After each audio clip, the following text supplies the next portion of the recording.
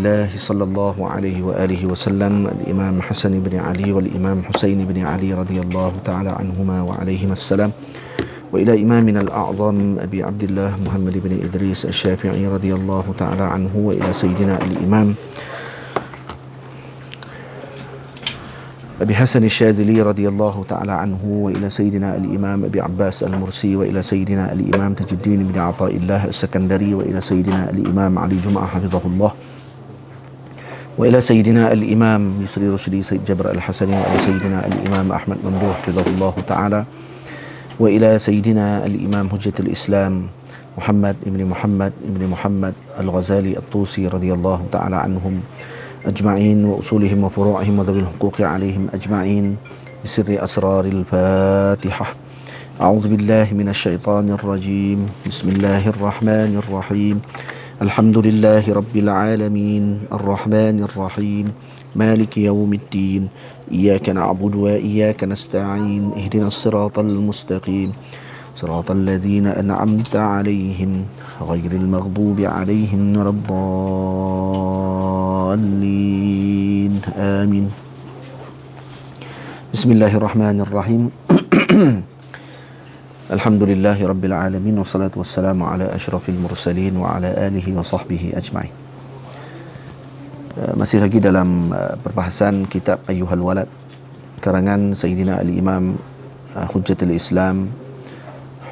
Islam Muhammad ibni Muhammad Al-Ghazali At-Tusi radhiyallahu ta'ala anhu. Saya ulang kembali secara ringkas bahasan kita semalam daripada Ayyuhal Walad pada nasihat yang ketiga dalam sebahagian nuskhah, ataupun nasihat yang ketiga pada sebahagian nuskhah, dan sebahagian nuskhah memasukkan nasihat tadi dalam nasihat yang kedua.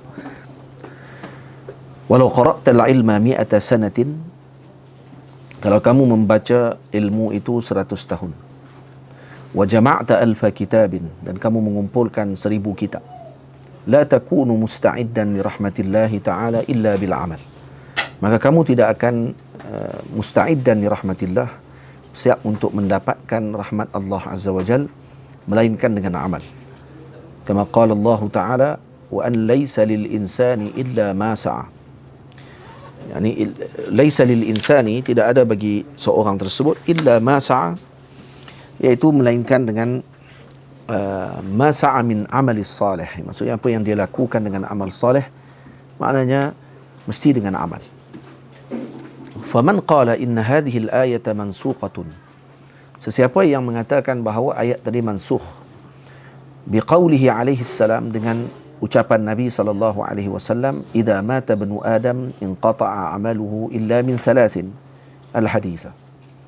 Siapa yang menyebutkan bahawa ayat tadi mansukh dengan ucapan Nabi, kalau mati anak Adam maka terputuslah amalnya melainkan dengan 3 perkara: sadaqatin jariyah, wa amalin wa ilmin yuntafa'u bihi, wa waladin salihin yad'u lah, al-haditha fal mansuqu huwa hadzal qail. Jadi kata Imam, siapa yang mengatakan ayat tadi mansukh, jadi maknanya bukan dengan amal menyebabkan orang tadi masuk ke dalam syurga Allah Ta'ala, maka orang tadi sebenarnya telah mansukh, dia sendiri yang telah terbatal pada pandangannya dan pada dirinya dengan pandangan tersebut. Tamam. Baik. Kata Imam sebagai menjawab terhadap perkataan tersebut, seolah ada orang yang ingin menafikan, oh tidak perlu kepada amal. Maka disebut wala in kanat mansuqatan, kalaulah ayat tadi mansukh, fama taqulu fi qawlihi ta'ala, apa ucapanmu atau apa pandanganmu terhadap ayat-ayat Allah yang lain yang Allah Ta'ala sebut, faman kana yarju liqa'a rabbih falyamal 'amalan salihan jazaa'an bima kanu ya'malun jazaa'an bima kanu yaksibun innal ladzina amanu wa 'amilus salihati kanat lahum jannatul firdausi nuzula illa man taba wa amana wa 'amila 'amalan salihan. Kesemua ayat ini cerita berkenaan dengan amal. Siapa yang ingin bertemu dengan Allah, falyamal 'amalan salihan, jelas menunjukkan kata suruh kita beramal.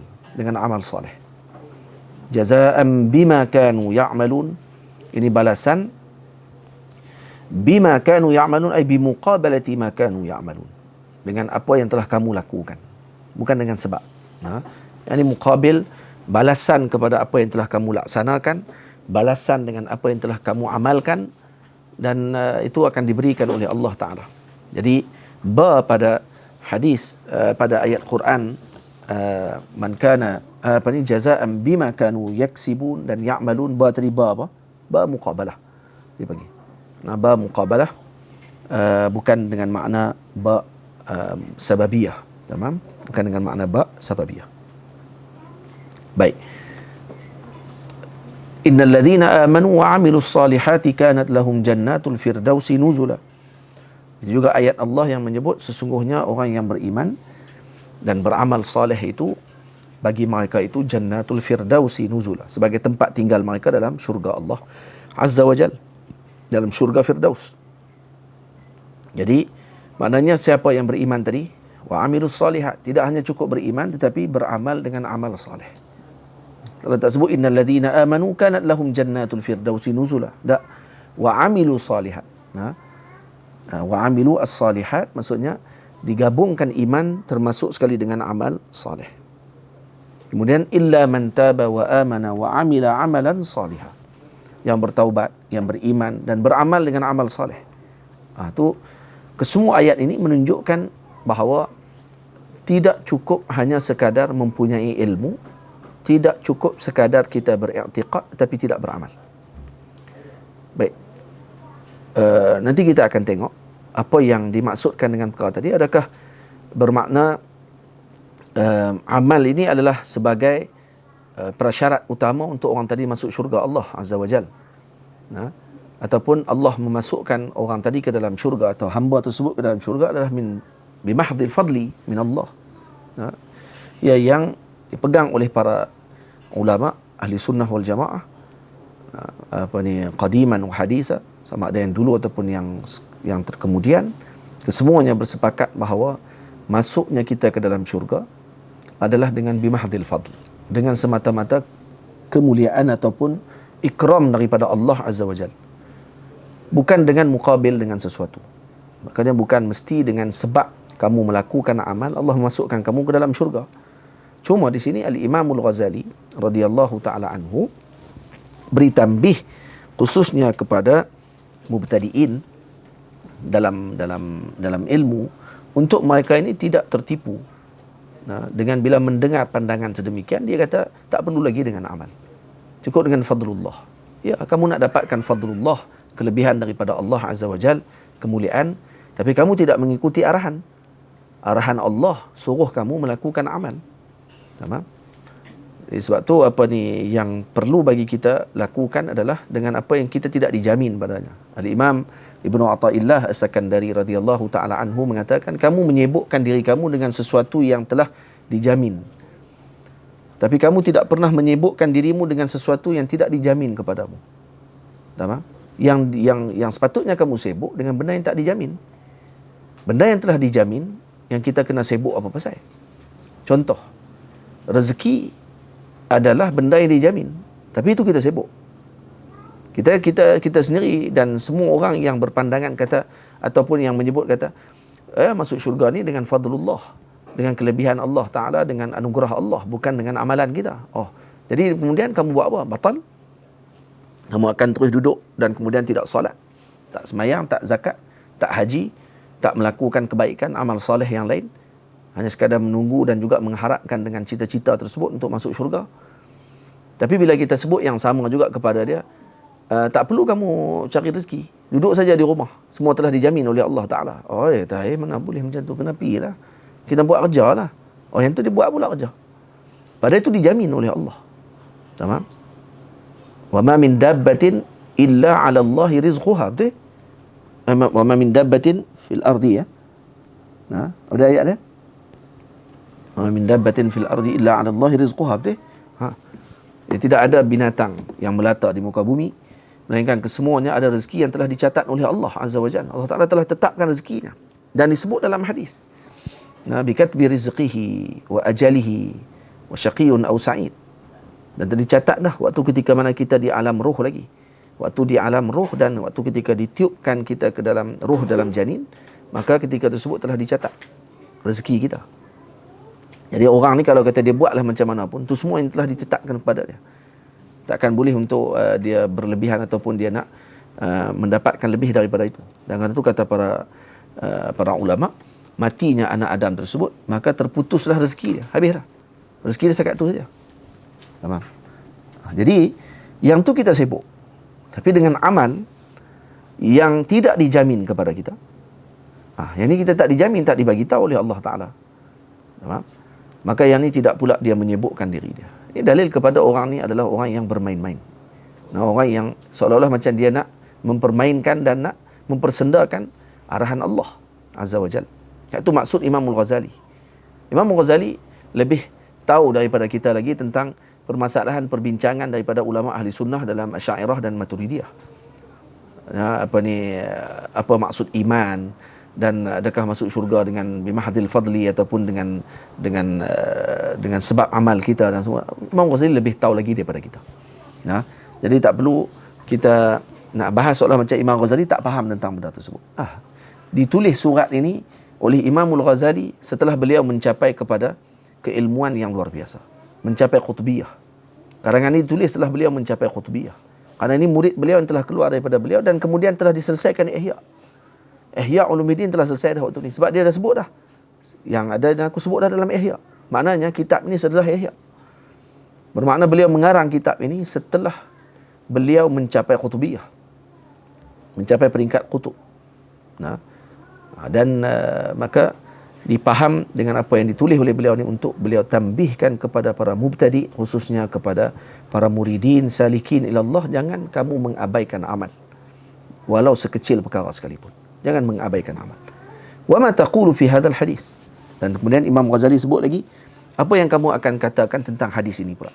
Buniyal Islamu ala khamsin, syahadati an la ilaha illallah wa anna Muhammadar Rasulullah wa iqamis salah wa ita'iz zakah wa sawmi Ramadan wa hajjil baiti man istata'a ilaihi sabila. Itu kan semuanya adalah amal. Amal qalb dan juga amal jawarih. Amal qalb dengan i'tiqad kita kepada Allah dan Rasul, dan amal jawarih dengan mendirikan salat, menunaikan zakat, puasa pada bulan Ramadan, menunaikan haji bagi yang mampu melaksanakannya. Tamam? Kemudian Imam Al-Ghazali menyebut wal imanu qaulun bil lisan wa tasdiqun bil janan wa amalun bil arkan. Imam Al-Ghazali memaklumkan dengan maksud untuk menjelaskan iman itu kesempurnaannya adalah dengan ini. Karena iman dari segi Asy'ariyah, pandangan Asy'ariyah, iman adalah mutlaqut tasdiq. Mujarrad tasdiq, ini membenarkan maka sudah dikira beriman walau tidak beramal. Ya, dikira beriman. Karena itu dalam Quran Allah Ta'ala sebut alladzina amanu wa amilus salihat. Karena tak sebenarnya orang tadi beriman dia beramal soleh. Boleh jadi dia beriman tapi tidak beramal soleh. Karena waw taqtadi taghyir. Alladzina amanu wa amilus salihat, ada waw.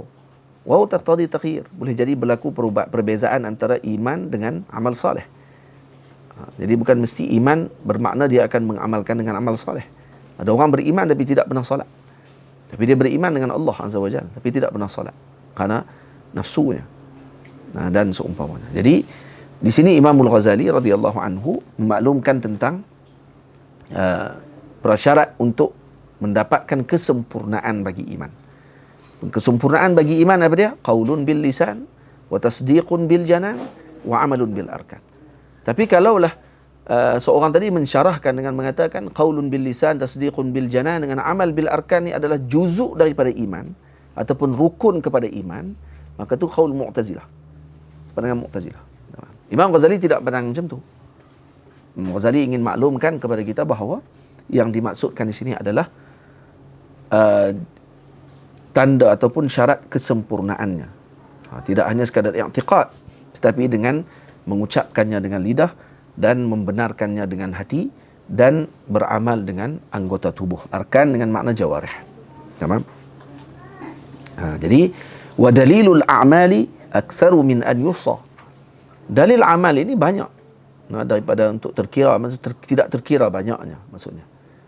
Kalau kita terjemah wa dalilul a'mali aktsaru min an yuhsa, maksudnya dalil amal-amal, dalil melakukan amal dan iman mesti dengan amal banyak tidak terkira. Wa in kana al-'abdu yablughul jannata bi fadlillahi wa karamiha. Tu tengok Imam Ghazali sebut. Walaupun hamba itu mencapai syurga, mendapatkan syurga tadi adalah bi mahdil fadli wa karamih, dengan semata-mata kemuliaan dan anugerah Allah Azza wa Jal. Tamam? Tapi dikata apa? Walakin ba'da an yasta'idda bi ta'atihi wa ibadatihi. Tetapi adalah dengan setelah dia bersiap dengan taat dan ibadah kepada Allah. Tamam? Karena setelah mana dia melaksanakan ketaatan, maka itu disebutkan oleh ahli al-ma'qul. Qaul ahli al-ma'qul kata apa? Annal fayadana min al-fa'il masyrutun bil isti'dad at-tami min al-qabil. Maksudnya fayadan min al-fa'il, maksudnya fayadan min al-fa'il, maksudnya anugerah demi anugerah yang diberikan, didapatkan oleh seorang yang melaksanakan pemberian tersebut, itu disyaratkan dengan persediaan yang sempurna daripada yang menerima. Orang yang nak terima satu anugerah daripada orang, maka dia perlu untuk mempersiapkan dengan persiapan yang sempurna bagi mendapatkan anugerah daripada yang akan memberi. Macam tu maksudnya. Dia punya kaedah daripada annal fayadan minal fa'il masyrutun bil isti'dad at-tami minal qabil. Qabil yang menerima, fa'il yang memberi maksudnya. Baik. Jadi kalau kita nak mendapatkan daripada pemberian tersebut dengan yang luar biasa, maka kita juga yang menerima tadi perlu dulu mempersiapkan dengan persiapan yang rapi, persiapan yang lengkap. Itu makna dia. Walakin ba'da an yasta'idda bi ta'atihi wa ibadatihi li'anna rahmatallahi qaribun minal muhsinin. Ini kerana rahmat Allah Ta'ala itu rahmatun, li'anna rahmatallah qaribun minal muhsinin. Ini iktibas daripada ayat Allah Subhanahu wa Ta'ala. Jadi ini maksudnya dekat dengan muhsinin dengan apa? Dengan taat dan ibadah yang dia lakukan. Jadi qurbu ni, fal qurbu ni adalah apa dia? Kinayah kepada al-wusul ila Allah Azza wa Jalla. Ini rahmatullah tadi qaribun minal muhsinin, ay wasala ila al-muhsinin, sampai dan dapat kepada orang yang muhsinin. Dan muhsinin siapa orang muhsinin? Apa maksud ta'rif ihsan?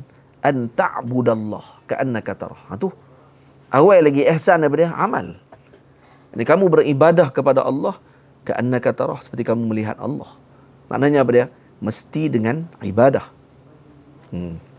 Jadi kamu tak akan mencapai darajah muhsinin, ihsan, melainkan dengan amal. Ini disebut oleh Nabi SAW. Kerana itu Nabi sendiri menunjukkan contoh tadi. Dan Nabi disebut oleh Allah, laqad kana lakum fi rasulillahi uswatun hasanah. Dan Nabi solat sehingga bengkak kaki Nabi dan pecah kaki Nabi. Maksudnya Nabi dengan keadaan tersebut yang dijanjikan oleh Allah dengan syurga, dijanjikan dengan syurga, dijamin syurga, Nabi masih lagi melaksanakan kesyukuran. Afala akunu abdan syakura. Jadi bermakna apa? Kamu tak akan boleh mendapatkan perkara tadi dengan baik lagi mana kamu tidak bersiap. Baginda Rasul menunjukkan contoh tadi, dan tidak ada contoh terbaik melainkan Rasulullah. Tiba-tiba kita pula yang tak dijamin ni, yang tak disebut pun dalam hadis Nabi SAW bahawa dijamin masuk syurga, boleh bersenang lenang kita dengan tenang, tak ada masalah apa, bebas melakukan maksiat, dan kemudian rasa tenang dengan amal yang kita lakukan, yang kita rasa kita dah sampai pada waktu tersebut. Ini orang yang bodoh. Ini orang yang tertipu, maghrur dipanggil, maghrur. Moga Allah lindung kita daripada perkara tersebut. Amin ya rabbal alamin. Walau qila, sama. Kalau ada seorang menyebut pula, walau qila al-abdu, ini ada dalam riwayat sebut al-abdu yablughu aidan bi mujarradil iman. Jadi seorang hamba tersebut boleh jadi sampai dia dengan sekadar iman saja.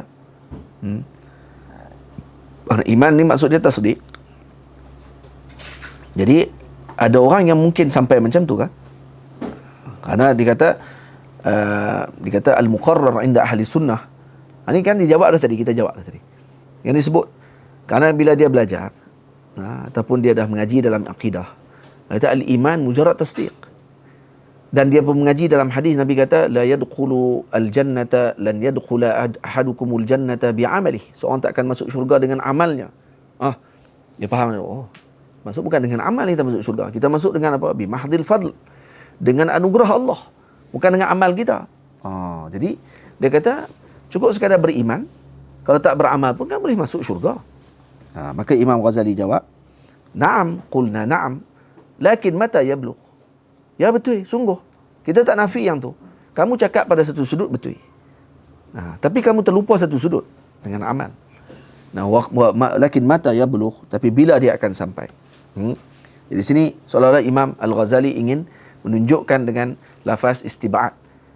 Jauh katanya nak sampai. Kam min aqabatin ka'udin tastaqbiluhu ila an yasil. Dia kata, dia nak beritahu kata betapa banyaknya orang panggil apa? Aqabah, halangan-halangan, ka'udin. Ini aqabah su'bah maksudnya. Berapa banyak daripada halangan-halangan yang sukar, tastaqbiluhu ila an yasil, yang akan dia berdepan untuk dia sampai kepada Allah. Kamu ingat senang untuk nak sampai kepada Rabbul Jalil. Al-jannatu huffat bil makarih. Syurga itu dikelilingi dengan perkara-perkara yang dibenci. Sebab tu tak ada satu benda yang disukai yang dikelilingi yang mengelilingi syurga Allah Taala. Yang mengelilingi syurga adalah yang dibenci, mengelilingi neraka benda yang disukai. Sebab tu nafsu kita ni akan suka dengan benda yang, ketika nafsu masih amarah bisu, dia akan suka dengan benda-benda yang su. Dan dia akan rasa senang dengan perkara tersebut. Tapi bila nak baca Quran, dia jadi berat. Bila nak baca hadis, bila nak baca wirid, dia rasa berat. Bila nak solat malam, dia rasa berat. Bila nak pegang tasbih, dia rasa berat. Kenapa dia rasa berat? Karena benda tu bukan senang. Tapi cuba main game, cuba main handset, cuba tengok Facebook, cuba buka TikTok, cuba tengok Instagram. Jadi apa yang kita akan rasa waktu tu? Dia rasa berat? Tak, dia akan rasa senang dalam masa 2 jam, 3 jam pun dia tak akan rasa sikit pun keletihan. Kerana apa? Kerana benda tu berkait dengan nafsu. Alangkah baiknya kalau kata benda dia tukar kepada amal. Kita rasa waktu buat amal rasa macam tu, dan waktu buat maksiat pula tak rasa macam tu. Maksudnya rasa berat waktu nak buat amal. Maksudnya maqamnya telah naik kepada peringkat yang seterusnya. Yani maqam nafsunya telah naik kepada nafsu yang mutmainnah. Nafsunya telah naik kepada radiyah, mardiyah, kamilah. Ini nafsu-nafsu orang-orang yang mulia dan dimuliakan oleh Allah Azza wa Jalla. Dan kemudian kata Imam, awwalu tilkal aqabah. Dan aqabah ni Al-Imam Al-Ghazali ada bahas dalam kitab Minhajul Abidin. Minhajul Abidin Imam Ghazali ada bahas tentang masalah aqabah. Apa kata Imam? Awwalu tilkal aqabat aqabatul iman. Aqabatul iman dia halangan ataupun ujian-ujian ketika iman. Annahu hal yaslamu minas salb. Adakah kamu rasa selamat daripada dicabut iman kamu tadi? Ini kena hati-hati sebab kita tak tahu adakah kita ni akan berterusan atau kena berharap dengan Allah amla, ini selamat daripada dicabut iman kita ataupun tidak.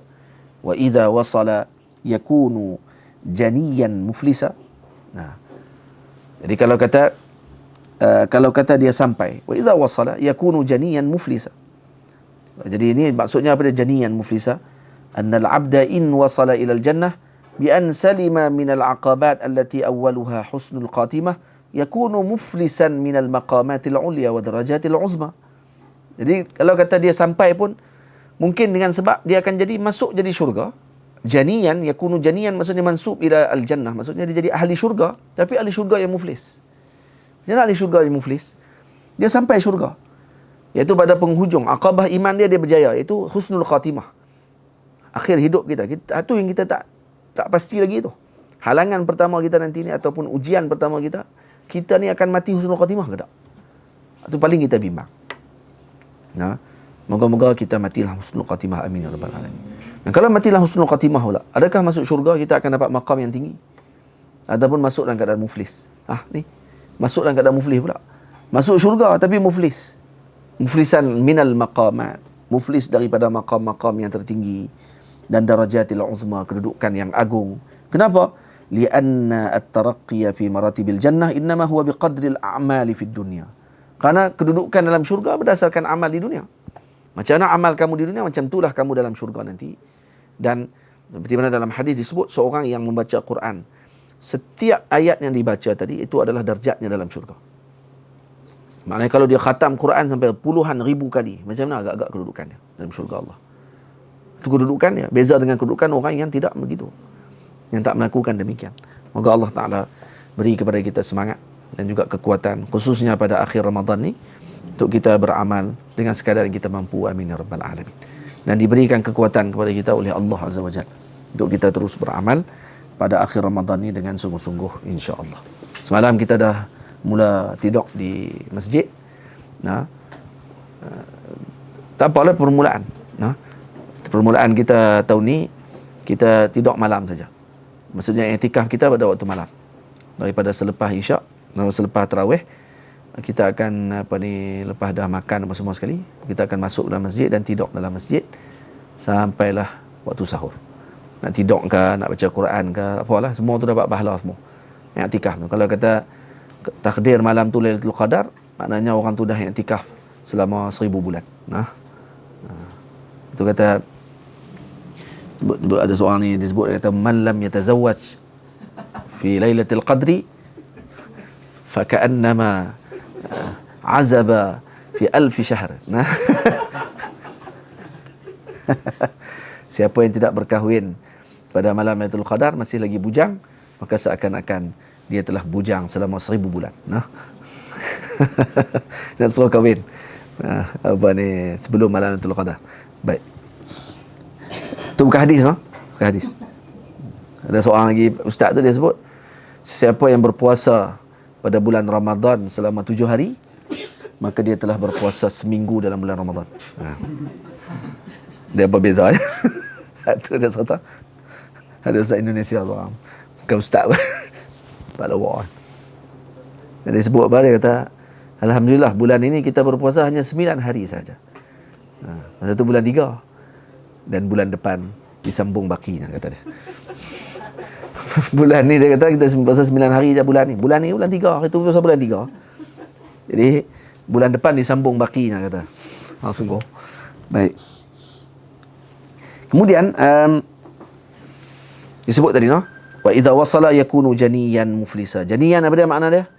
Mansub ilal jannah. Maksudnya kamu jadi ahli syurga, tapi ahli syurga yang muflis daripada maqamat al-ulia wa mansab ataupun wa darajatil uzma. Tamam. Qala al-Hasan al-Basri, kata Imam Hasan al-Basri rahimahullah, yaqulu Allah Ta'ala li ibadihi, Allah berfirman kepada para hambanya, yaumal qiyamah, pada hari kiamat, udkhulul jannata birahmati. Tamam. Masuklah kamu ke dalam syurga dengan amal, dengan rahmatku, kata Allah. Ya, kamu masuk dengan rahmatku. Waqtasimuha biqadri a'malikum. Tapi kamu akan diberikan bahagian berdasarkan amalan kamu ketika mana di dunia. Masya Allah. Nampak tak? Jadi apa yang kita faham daripada hadis Nabi? Bila Nabi kata, lan yadkhula ahadukumul jannata bi'amalih. Sungguh, kamu bukan masuk syurga dengan amalmu. Kamu masuk syurga dengan rahmatnya Allah. Tapi amal tadi menjadi petanda kepada kedudukan kita dalam syurga. Jadi Allah memberikan biqadril isti'dadit tam, dengan sekadar persediaan kita yang sempurna untuk bertemu dengan Allah. Apa yang kita persiapkan. Ada sama ada hamba yang mana dia ni taat kepada Allah. Dia taat kepada Tuhan dia. Bukan Allah, kepada Tuhan dia.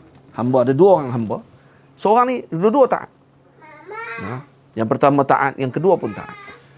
Tapi yang taat yang pertama ni dia hanya melaksanakan arahan saja. Maksudnya bila mana Tuhan dia kata, nanti kalau mai kerja mai, mai. Dia pun mai kerja, buat kerja dengan sungguh apa semua kali, tapi tak pernah duduk dengan Tuan dia. Tak pernah anis, sifat jinak dengan Tuan dia, mai duduk sembang dengan Tuan dia, mai makan dengan Tuan dia, mai layan Tuan dia, mai khidmat dekat Tuan dia, tak pernah.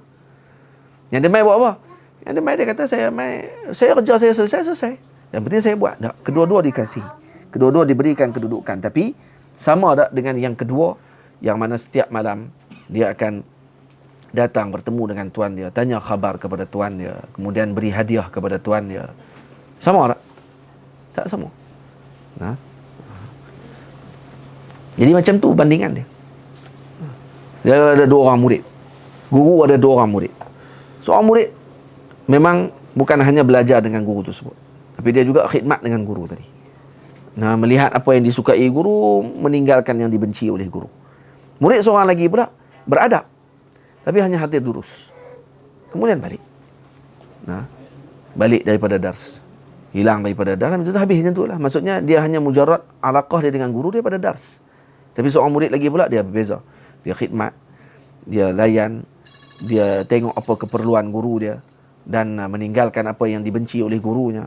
Melihat dengan apa ni, ekspresi wajah gurunya pun tahu dah ini disukai atau tidak disukai. Maka pada waktu tersebut mana yang lebih dikasihi oleh guru tadi. Walillahi masalul a'la. Allah Ta'ala nak dibandingkan dengan gitu jauh. Cuma kita kata taqribul misal dengan perkara tersebut. Kerana tu para ulama menyebutkan al-adab ma'al akabir, hakikatnya adalah adab dengan Rabbul Jalil. Seperti mana dalam hikam Al-Imam Qurdi sebut, sebenarnya beradab dengan akabir, dengan awliya dan salihin dan para guru, hakikatnya adalah beradab dengan Allah Azza wa Jalla. Nah, seperti mana kita belajar adab untuk beradab dengan para guru, sebenarnya kita sedang belajar beradab dengan Rabbul Jalil. Allah Azza wa Jalla. Wassallallahu ala sayyidina Muhammad. Kita akan sambung setelah ini dengan bacaan Hizbul Bahar, dan kemudian kita akan sambung kitab Tajul Arus sebelum buka puasa. Wassallallahu ala sayyidina Muhammad wa ala alihi wasahbihi ajma'in walhamdulillahi rabbil alamin. Assalamualaikum warahmatullahi wabarakatuh.